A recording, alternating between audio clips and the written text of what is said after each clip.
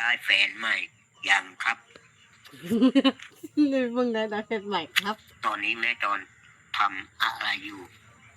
ทำอะไรอยู่ฉันไม่ทำอะไร ไม่ได้ ครับ โทรไป คือว่าฝนตกฟ้าร้องนะครับ ก็รู้จัก ฝ ครั น บ หยุด ครับ แล้วผม เด็ก จะโทร จ๋า ไป ครับ แสดงว่านี่เราหลอกให้เจ้าแบบให้เจ้าดีใจ ตามมาเบิ่งเลยนะเออ ดีเจ้าเอาไปซีให้ทำได้ไหมดีจะหมอย เออ หมกผักตีหมกผักหักกระจ่าได้ตีว่าบุติชิลุกแต่เพชรเจ้า เออ พังบึงซาเมื่อบุญคุณแล้วบ่โทรมาติดโชว์ปะหาลาวเลย ให้กำหนดเพิ่นว่า3 มื้อคาราโบโอนนี่จะสิโทรตามเลย โชว์ตาม 3 มื้อพุ่นน่ะพี่น้องคันบ่โอนนี่แม่จอนสิโทรนำโลดพุ่นน่ะโทรนำแล้วจะสิว่าได้คาราโบ อ้อยโวยแล้วก็จับ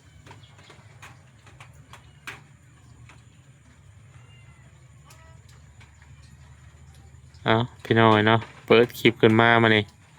ก็อยู่พี่แหละนะท่านผู้ชม เจอทางแม่จอนเพิ่นพอดีนะท่านผู้ชมเนาะอาจจะไหนก็กลับสบายดีเด้อพี่น้องบ่สู่คนเนาะโดยสบายดี FC ได้แม่จอน สบายดีประเทศ โดยป้าตฝนตกพี่น้องมื้อนี้ปุ่นน่ะเนาะบรรยากาศเขาก็งามมะลินี่เนาะออกมาออกพวงมาแล้วนี่ป้าไผน่ะแม่จอนนะ จักร เขามาอย่างซะบ่แม่นโจรงัดเฮือนเขาบ่คือนะ ก็เพื่อนเขา เท่าไหร่ เพื่อนเขาก่อนแล้ว โดยปินมาทางนี้พี่น้องเนาะสิจังได๋ฝนตก ฝนตกบ่จะผูแห้งบ่ ตกกันแล้วแฮงกันแล้วคืนนี้เป็นจังได๋คืนนี้แฮงบ่ทางนี้ ก็แห้งอยู่ บ่สามสินอนเว้นแล้วเนาะ เลย หากระตื่นกันไปจ้านี่ ก็บอกน้ำไปนอนดีๆ ยังบ่ได้นอนบ่มานี่ เลย หากระ12 โมงติเออกินข้าวแล้ว กินแล้วกินแกงใหม่นะเอ่ย พอตะ กินแกงใหม่ ไปได้แซ่บแท้หน่อไม้ยังไม่ไล่เนี่ยบ่ แกงใหม่ไหลนาแล้วก็ฝนได้ปลูกดีนั่นนะ เจ้าไปยังอันนั้นน่ะ เลยบอกไปเอาปลา เอาปลา ด้วย ได้เพิ่นได้ปลาบ่ เงินทุนได้ปลาไว้จะคันมืออื่นวะ โอ้มื้อถึงมื้อเจ้าจังหัน โดย อืม ปืนกีวิตแล้ว บ่ ใช่ก็ลงเลยลงขาบเดียวนะ ได้หลายบ่ปลาเพิ่นน่ะ ละลายเตอะ โอ้ปลาเพิ่นมันถึกโตงอะไรติ ไม่ชุบโต้ง ฝนตกแฮงเนาะน้ำไหลปลาถึกโตงพี่น้องเอ้ยโดย เป็นหยังเป็นไอบ่สบาย ไอแหละ เป็นจังได๋ไข่นะไข่นั่นล่ะบ่ ใครเนี่ยแล้ว อ มีแต่ไอสิ บ่พี่ไอซื้อ โดย กินจะบ่สนใจดีออกดีไอกินแล้ว ไม่มีใจดีไอ บ่อยากดีไอ โดย เป็นไอกันเลยพี่น้องเนาะไอเลิฟยูบ่เนาะหรือว่าไอหยัง ไผสิมาเฮือนอันนั้นน่ะ ใช่ นั่นเฮือนป่ามนทานะ นั่นแหละ ลูกสาวเพิ่นน่ะบ่ โอ้ เพิ่นมากับผัวเพิ่น ทางผัวคน มาไว้ได้น่ะ โอ้ยมาลายมือตึกเลย บ่เฉพาะจะเห็นกายของคันใดตะมอมอยู่ซั่นเนาะ โดย เฮากำลังสิย่างเข้าไป เลย คือได้ยินเสียงปลาก่อนก็เลยมาพี่บ้าน FC ว่ายายจรอันนั้นว่าซะบ่แม่นว่าอันลาวนั่นนะพี่น้องเนาะอันนี้ก็คือ มันอันนั้นนำไปจอเนาะที่บ่ถ่ายในเฮือนก็คือมันเด็กน้อยหลายเนาะ โดย ก็เลยมาถ่ายแบบนี้มันเงียบเด้พี่น้อยบ่แม่นว่าเราดัดจริตว่าอยากได้เฮือนอยากได้หยังอีกได้บ่แม่นเด้อันนี้แบบว่า มันเงียบก็เลยมานี่พี่น้องหลีกมาถ่ายพี่เพราะว่าในเฮือนเรานี่ก็เด็กน้อยเด้แล้วก็พ่อแม่เรามันอันนี้ มันบ่เป็นส่วนตัวก็เลยนี่แหละมาหาถ่ายแบบนี้แหละพี่น้อยโดย แล้วเมื่อคืนมาก็อยู่บ่ได้ฝืนฟ้าเปียกเปิดใช่ไหม ได้ไส อยู่ เฮือนจ้ะนะ นอนนั่นดู เนี่ย พระมีเงินไผ มีอะไรยังนอกอยู่บ่นี่นะ แล้วนอนนอก คือบ่พากันนอนได้เหรอ เราบ่เข้า บ่เข้า ดู มันร้อนบ่ มันฮ้อน พัดลมบ่มี พะลมบ่มี พัดลมน่ะโทรหน่วยเดียวนะซื้อให้นะ โดย เออ พะลมปัญญามาแล้ว พัดลมนั่นนะ เนาะ เจ้าพี่เอาไปจ้ะ ยัง ยังบ่ ก็ยังผัดอยู่แต่เมื่อน้ำข่อยนาแล้วเขาไปผัดข่อยไอแล้วเขาไปผัดข่อยช่างไงลูกกดปิดเอา เออเจ้านอนภายจันนะครับน้องตูมบ่ โดย พัดลมหน่วยเดียวติเนาะอันนั้นในสายบ่าวนั้นยังมานอนอยู่บ่บ่าวเตียนะบ่าวเตียนะ บ่ เราไปจ้ะ ไ แล้วก็ขายแล้วไปมาลายมือตื่น โอ้บ่รู้เลยอ่ะ ดูทั้งจุดนี้แหละ นี่ดิอืม อยู่ตรงข่อยแล้ว เออ ข่อยได้เลี้ยงอ่ะ เจ้าเลี้ยงเป็นลูกเจ้าแล้วบัดเนาะ เป็นลูกเจ้าแล้วบัดนี้ติ เลย และพี่น้อยแวะเข้ามาหาเพิ่นกลับสิมาเว้านี่นำแน่แหละ เรื่องผู้ใหญ่เพิ่นอยู่เพิ่นนี่แหละพี่น้อยเป็นจังไดเพิ่นยังโทรอยู่บ่ มีโทรอยู่ โทรอยู่บ่ โดย เออเพิ่นว่าได้ลองเล่าฟังเนาะ เอาตัวที่ฝากเมื่อไรที่ฝากจะเอาที่ให้แหละจิตจ่อย ให้แล้วบัญชีนะ ให้เลยได้ เอ ฝาก อ ที่มันใหม่ๆนะคือใหม่ โอ้จะเอาบัญชีใหม่ๆให้ ๆโดย มันนี่มีสมอยเลย เป็นจะม้อย เออ ฟังเบิ่งมืออื่นเพิ่นโทรมาเหนือก็โทรแล้วเราเห็นงาน โอ้แต่ว่าผู้ใหญ่ผู้นี้เนี่ยเพิ่นบ่ได้เคยช่วยเหลือเจ้าจักรีบ่ บอก บ่ได้เคยช่วยเนาะ โดย หาก็ฮู้จักกันช่วงหลังๆนี่แม่นบ่ โดย อืม ก้าวนี่เขาไปเล่นเพชรให้เพิ่นติค่อยโทรปึกว่าเพชรไผบอก อ่า โทรปึกว่าเปิ้ผัวเบอร์ไผดีว่า อืม เบอร์นั่นจอยบ่ว่าโดยเอา โอ้ เบอร์ผัว เพิ่นน่ะโทรหาเจ้าก่อน โดยเก้าก็ไปมีเพชร อืมตอนแรกน่ะเราโทรหาเจ้าก่อนเด้ โดย บ่แม่นว่าจะโทรหาเราก่อน ชีวิตน่ะค่อยโทรหาแล้วก่อนชีวิตน่ะพอว่าเอ้าที่ค่อยโทรไปแล้วก็ก็มอบไปเดี๋ยวแล้วโทรมา อืม เพชรเจ้าบ่วะลูกวะเพชรเฮาแหละเขาว่าอืเออว่ะ ม นั่นแหละคือก็ตัวซักผู้ตายผู้ไปแปลงไปใหม่เพิ่น อืม จ้า อืมโดยแล้ววันนี้บัญชีเจ้าให้เพิ่นแล้วติ หายคนแล้ว บัญชีใหม่ๆบ่ให้นะ ดู เออแล้วบัดนี้เราวันได้เสียเจ้าให้แล้วเราตอบอยู่บ่ มีตอบดูเฮาว่าเห็นบ่พอทันทีว่าเห็นบ่ เออ วันนี้พอไฟงานพอปิดนิกไว้ อ๋อ พอบ่ได้ติดต่อ โดย ปฏิภาคเฮาชื่อจานจักจานแล้ว เออแต่เราเว้าแต่หึงแล้วนี่เนาะ นี่ว่าแต่หึง เป็น จะโชว์ไปก็บ่หับ เออ ใกล้เป็นจิลึกมันนะเผ็ดแล้ว จะว่าจะว่าเป็นทิศแล้วจังเนาะจะเว้าว่าเราสิพากเลยเนาะ ดู ยังแต่ยังบ่ได้พากเลยยังบ่โอนเนาะ ดู อืมโดยนี่แหละ FC ว่าบอกแม่จอนเด้อเพิ่นว่าเพิ่นอันนั้นน่ะว่าอย่าไปลงเชื่อได้ว่ะคนในอันนั้นน่ะผู้ในเฟซในหยังนะเพิ่นว่าซะ วิทย์ก็จะวิทย์ก็ ฮะ เคยทราบนะ ฮะ พอเคยพอว่าคือพวกคือตะเชิงนี่แหละ โอ้คือเราเทิง อืม เพิ่นว่านะว่าไปเลย บอกคือตะเชิง ลองว่าหมึงนะ คือเล่าที่พอเว่าคือตะเชิงนี่เว่าก็บ่ได้ยินได้ ลองว่านะ หนู เออ เสียงหัว เกียงหัว หนู พอผู้จะโทรไปนะบ่ หนูตะเชิงมันว่าคือตะเชิง อืม พอว่านะ อืม แล้วคือโทรศัพท์น่ะบ่ได้ยินได้มีแล้วเงียงคักเลย โอ้นั่นน่ะบ่บัดนี้พอจะคุยกับเราบัดนี้ เออ โอ้อยากให้พอจะโทรคุยกับเราเลย มันเงียงคักแล้วบ่ได้ยินได้ หูแล้วนักไปแล้วแล้วบัดนี้เราว่าเราเป็นคนไทยบ่ จักแล้ว จะว่าเราตัวชื่อไปจักว่าเป็นคนไทยคนนั้นจะเป็นคนลาวเฮานี่บ่ เว้าจักข่อยว่าก็ตังกัน ฮะ ตัวคนหนวก คนหนวก ว่ากับเราล่ะ บ่เวลาเว่าจะต้องเว่าดังๆบ่ ว่าตังเหรอเขาไปยินเหรอเขาหูพอดวกว่ะ โอ้เลยไม่จอนว่าขายกระเทิงว่าสิดิ นู้ จอระเทิงไว้ซะ คือเขาว่าใช้แล้วกินเชียงตัวได้ซับนี่พอแม่รถคือได้เทิง อืม คือแม่เราเป็นคนผักนันดอกว่ะ เออเป็นคนฝั่งไทย คือคนไทยเขาบอกแล้วว่าไปขอ อ่ะแล้วเจ้าบ่ได้ถามแล้วบ่สบายเจ้าเป็นคนลาวบ่หรือคนไทยคนหยังบ่ได้ถามไหมฮะ ถ้าว่าเต็งก็ไปถาม อ่ะ ก็ไปถามก็ คุยกันเป็นทิศแล้วยังบ่ได้คุยเป็นทิศสองทิศยังบ่ถามกันอยู่เนาะชื่อเราก็ยังบ่จักชนะติ ชื่อเราก็ไม่จัก เออ แล้วเชื่อบอกสิบอกเรา เออ สรุปแล้วเราโทรมาเห็นเจ้าเป็นลูกบ่หรือว่าแบบโทรมาอยากจีบเจ้าอยากหยังแบบนี้บ่เราให้ได้ บอ ฮะ แล้วโทรบริษนะ โทรมาลิน เราบ่ได้เว้าบ่แบบว่านั้นข่อยมักเจ้าจังซั่นซี่เราบ่ได้เว้าติ บอก เออ เป็นสมอย สมอย คือว่าอยากเอาไปอยู่สวนอยู่หยังนำซั่นบ่ บอกเขาบอกไป บ่ตอนแรกน่ะคือว่าเราอยากเอาไปอยู่สวนนำซั่นบ่ เรียนวิทย์เดี๋ยวคอยหัววิทย์หัวที่เขาไปเห็นงานเขาบอกเขาบ่ล้มดอกเขา โอ้ บ่ล้มว่ะ พอยังอย่าบ่ลงมัน นี่เอาอีพอแล้วพอแล้วก็เจ็บอยู่อะแล้วเจ็บกับอึกเรา เออ เท่าอยู่บ่มีเงินไปกวด คันลงแล้วเราสิพาเงินมาให้บ่หรือว่าจั่งใดเฮ็ดบัตรให้บ่หรือว่าจั่งใด แล้วลงว่าที่ปัดให้เขาบ่ลงเขา อืม เขาใครพอก็เจ็บอยู่เขาอ่ะ อืม เบิ่งพอก้อนว่ะ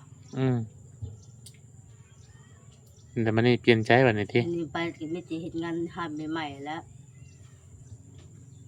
เจ้านะ อืมขายก็ท โอ้มันนี่จะได้งานแล้วบัดนี้ ำใหม่ๆว่าให้ใหม่ๆว่าไปแล้วเรา บ่ เรียกเฮ็ดไปแล้ว เออไปขายขนมห้านเพิ่นนี่ติเพิ่นให้มื้อเท่าใดนั่นน่ะเป็นเดือนบ่หรือเป็นมื้อ จักแล กินอยู่นำเพิ่นบ่ สิเพิ่นเบิด เออ พัง คำ พังแต่ลูกน้องออก ค่ำแล้วก็มาติ คำแล้วก็มาแล้วก็ไปแต่เช้า เออแต่บัดนี้เจ้าสิไปบ่บัดซะ นี่เขาบ่ได้ไปแล้วเขาบ่ฟอแล้ว เอาใกล้ๆนึงสิหยัง โอ้ยคันลบไปลบมา เราไปมายังขายบ่เป็นบ่ อืม ยังขายบ่เป็นบ่หรือว่าจังไดหรือว่า จักแลเขาก็บ่ได้ไปใหม่ๆมันก็บ่ไปหรอกไปเถิงบ่เขาบ่ไปแล้วว่าเบิ่งพอแล้วว่า อืมนั่นแหละพี่น้อย FC มันก็เป็นห่วงเจ้า โดย เพิ่นว่าบ่อยากให้เชื่อปานใดอันคนในโทรศัพท์แล้วนะให้ระมัดระวังหน่อยเด้อเพิ่นว่าอย่าไปลงกลอย่าปะให้แม่โจรไปตัวที่ได้เพิ่นว่าซั่นนะเพิ่นได้ยินเจ้าเว้าว่าเจ้าสิไปอันนำผู้ใหญ่ผู้นี้หั้นนะ FC มันก็เลยเป็นห่วงแม่โจรเลย โดย ดีแล้วเจ้าบ่ไปนะพาเงินมาให้ก็บ่ไปเพราะว่าเราบ่เคยรู้จักกันแม่นบ่ โดยเพิ่นจักกันอยู่ อืม เขาบอกว่าคิดคือว่าสิลงบ่ว่าสิลงสิฝากเงินไปเฮ็ดบัตรเขาบอกฝากเบิ่งอีกเพราะก็เขา เสียเขาก็บ่ลง อืมอยู่บ้านอยู่เมืองนี่แหละเจ้าก็ อยู่บ้านแล้วบ่มีเงินก็มีแล้วก็จ้าเต็ง แม่นเจ้าก็เกี่ยวข้าวนั่นน่ะไผสิเกี่ยวพ่อเจ้าก็บ่สบายอีกเจ้าสิได้เกี่ยวสองคนนี่แหละปีนี้เนาะ โดย กับแม่บ่ ก็อีแม่แหละ แล้วก็กับบ่เตี้ยแหล้วเนาะ โดย ใครสิดอกเราเอาทหารมาเกี่ยวบ่ยากดอกแป๊บเดียวก็แล้วแหละข้าวก็สุกเบิดแล้วพี่น้องเอ้ยนั่นล่ะงามอีหลีข้าวเพิ่นก็ได้เนาะนี่ข้าวออกมากแล้วสุกแล้วฝนตกแห้งอีหลีเปื้อนเบิดหลายทางเลยพี่น้องไปมาก็ลำบาก ปัจจุบันแฮงว่าซะ วันนะถ้ายังบ่ได้ไปสวรรค์เลยนี่กำลังสิไปแล้วไปถ่ายคลิป เป็นได้ได เป็นได้ คือแบบซึมๆเศร้าๆแท้ช่วงนี้ เอาเด็ก หรือว่าอกหักบ่หรือว่าจั่งใดลองเว้ามาเบิ่งดู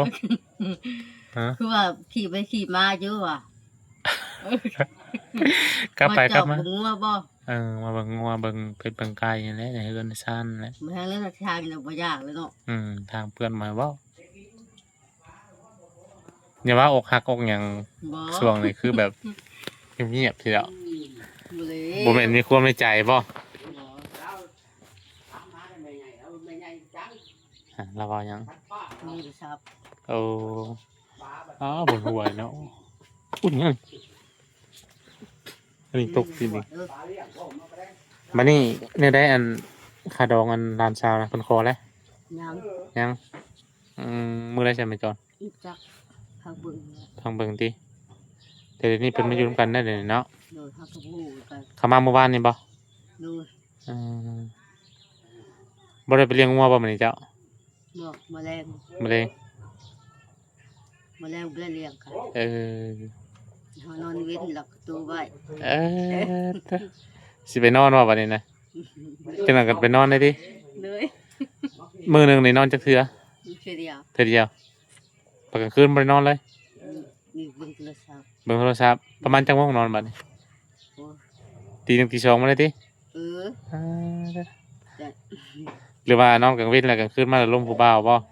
บ่บ่คือว่านะ เอ้ย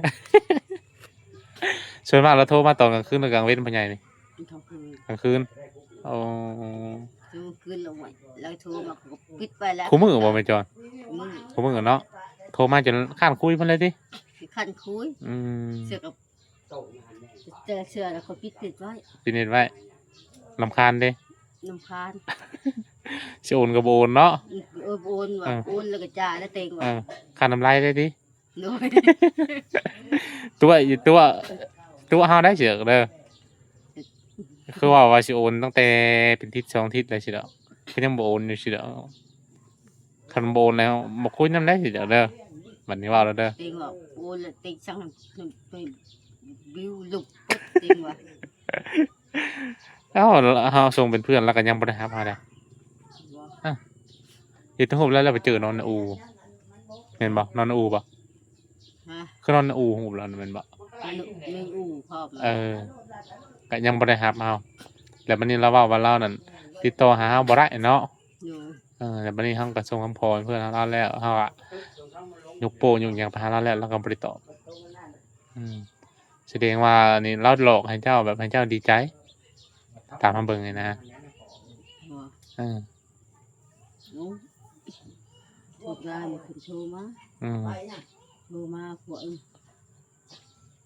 ฝากเงินให้ทายอืม ถึงว่าสิจะตัวเด้อว่ะ อืม เจ้าเป่าเวทและของบอกกับเพิ่นแล้ว แล้วเพิ่นว่าได้บัดนี้ เจ้าเอาไว้ที่ให้ทำได้ไหมสิจะม้อย เออ บ่พาติงว่าฝากหากระจาได้ติงว่ากูติดชิลุกแต่เพชรเจ้า เออ ผัวบ่สามพาลุกเด้อผัว เพิ่นว่านะจะพาลืมด้วยดิ พาลุก เออ พังเบิ่ง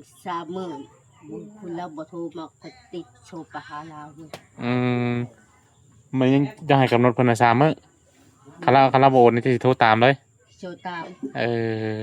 เราเฮ็ดงาน เออ เชื่อแล้วเลิกเชื่อแล้วเลิกคำ อืม เวลาจะมาหอยเงินแล้วขี่รถใหญ่เลย อืม แล้วขี่รถใหญ่ โดยจะว่าเรามักเจ้าไปจ้ะ แล้วขี่รถใหญ่อ้อมีเราอยู่เหมือนกันนะมีคนถามป้าโทรมาหัว มีได้บัดนะ หัว ประมาณ แล้ นั้ วน โทรมาหัว ลูกดิเออ จะเห็นข้างในมีอะไรนะ เฮ็ดจังได๋ อืม แล้วก็ไข่อยู่ ไข่ ไข่แล้ว เป็นไข่บ่ ไข่ ไข่ ก็เดี๋ยวว่าไข่นะอันเมียเราก็บ่ได้ว่ามันเจ้าบ่ซะ บ่ มีแต่ผัวเราบ่เว้า มี นะ แต่ผัว เออ เจ้าก็บ่ได้ถามนะว่า เป็นจังได๋แม่อยู่ดีมี แล้วก็นอน แล้วก็นอน จ่ายแล้วก็หลับ เออว่าเคยเห็นแท้ ฮะ ว่าเคยเห็นแท้ เฮ้ยแล้วก็ตุ่มโห ว่าเปิดกล้องบ่ เปิดกล้อง อืม เช้ามาอยู่กับไพ่พอว่ะ เออ อยู่กับอีแม่ว่ะแม่มันกับไพ่นอนตุ่มโหมอยู่ว่ะคุยกับเราทุกว่ะ เออ คุยจะนอนแล้วว่ะ เออ ปลุกได้แล้วเราอ่ะ อืม จ้าถ้าเรา อืม มันก็ถ้ามือว่ามันจะต้มตะไคร้หัวกินหัว ร้านน่ะตรงใครนะเออเพิ่นนี่มักโทรมักเปิดกล้องนะเพิ่นพี่น้อง โทรยามใดนี่เปิดกล้องเห็นแต่หน้าแล้ว อืม แล้วก็เปิดกล้องใส่รถบัดนี้ติ แล้วก็เปิดเต็ง อื ว่าม จะเปิดกล่องหรือพอเต็งว่ะแล้วก็เปิด อืม ใส่เหรอใส่หุบเมียใส่แบบเมียเจ้าไข่นะเต็งว่ะ เออ เด้นอนอยู่แล้วอ่ะตุ่มโหมอยู่ว่ะ อืม ดูเต็งว่ะเต็งก็จ้าแล้วเต็งกะเขาบอกเขาพูดที่แม่แน่ว่ะอุ้ยแม่เราแม่มึงนอนแล้วเรา อืม จะกวนแล้วเรากินจาแล้ว อืม ปลุกเรา อืม เต็งก็จ้า อืมคุยแต่ละเทื่อได้โดนเติบบ่ เดี๋ยวถึงตื่นแล้ว อืม แล้วเท่าตื่นปะนา โอ้ แต่แม่นี่แหละ โอ้ซ้ำ ซ้ำแม่จ้ะนี่ อยู่ พ่อใหญ่ได้ซ้ำได้ซ้ำพ่อเจ้าบ่ สัมภาระ เออ อีก3 มื้อพุ่นน่ะพี่น้องคันบ่โอนนี่แม่จอนสิโทรนำโลดพุ่นน่ะโทรนำแล้วจะสิว่าได้คันเราบ่โอน โอ้ยโว้ยแล้วก็จ้าลูกเพชรแล้ว เดือเพชรแล้วเออสอกเอาไว้รุ่นแห่งใจห่อนติ เออ ยังบ่มีเงินใช้ใช่ไหม ให้เป็นร้อยแหละเขาว่าเห็นบ่บางทีว่าเห็น เออ โอนมาให้ได้แม่เต็งว่า เออ ฝากหันใหม่ๆเด้อว่ะ อืม หัว อืม เต็งว่ะเบิ่งดุมมึงแล้วโทรมาแมลงปิดไว้เด้อนี่เต็งว่ะ อืม พอเวลานอนล่ะเต็งบ่กวนอีกแล้วเต็ง บ่กวน หยิบไว้ เออพังเบิ่งอันแรกจังก็ว่าเราสิฝากมาให้บ่หรือว่าแนวใด นั่นนะพักไปเล เอย อเฮ็ดจะเว้าอันแหละแล้วเว้านะเว้าว่า3 มื้อติ จา อี ก ก มึง ประมาณ3 มื้อแล้วสิบ่ โดย เออแต่เราได้ยินจะเว้านี่ว่า2ที่แล้วไปจักเนาะเว้าว่าเราสิโอนเงินมาให้เนาะ นั่นแหละ จะบ่โอน วินะวินะจะขาดตาย ฮะ วินะจะขาดตาย ใจสิขาดตาย ใจจะได้สิขาดตายนะ เวลาชิโอนพอแห้งเวลาชิโอนพอแห้งแล้ว โอนบ่ไหวบ่ นี่ก็ต้องหลับเงินนี่ใครแม่ได้หาชาพันเองขาดเติมบาติ บ่เออ แล้วหลับใครแม่ชาพันนี่ ใจคันโอนถ่าเพื่อถ่าแล้วโอนมาใจสิขาดเลยติ ด้วย อืมจะบ่มีเงินว่าจะได้นะ บอก เออ มีเงินจะกี่ จะเติมได้นะเป็นรายเดือนบ่หรือรายวัน เมื่อเติมชาเมื่อนึงเคยคอยโยน 3 มื้อจะเติมมื้อใดล่ะ เติมบ้านนี่ วันนี้ โด เออ20,000ติ โดยเติมมือ10,000 อื 10,000 ม ไว้แล้วก็จงไว้เป็นเติมรอบหน้าอีก เออ จะมีเงิน เบิดกำหนดแล้วก็เติมใหม่ติ โดย อืมใช่โทรศัพท์จะเลยนะเบิ่งดูหาแซ่นเฟซผู้ใหญ่น่ะเบิ่งดูเปิดมาเบิ่งดู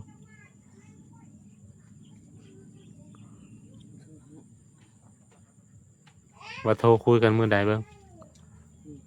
นั่ง เติ เบิ่ ม ง ดี เบิ่งโอ้มื้อนี้ก็โทรมานี่นะอ้าวกินนี่ก็โทรแล้ววะนี่แม่นบ่จะโทรบ่กินนี่นะมันจอนกินนี่จะโทรหาเราบ่ โทรแล้วบ่ครับ ในช่วง 12:44 นาทีนี่พี่น้องต่อมีแต่เพิ่นโทรมาหานี่โอ้นี่บ่บัญชีนะ เออ อันนี้นะเอา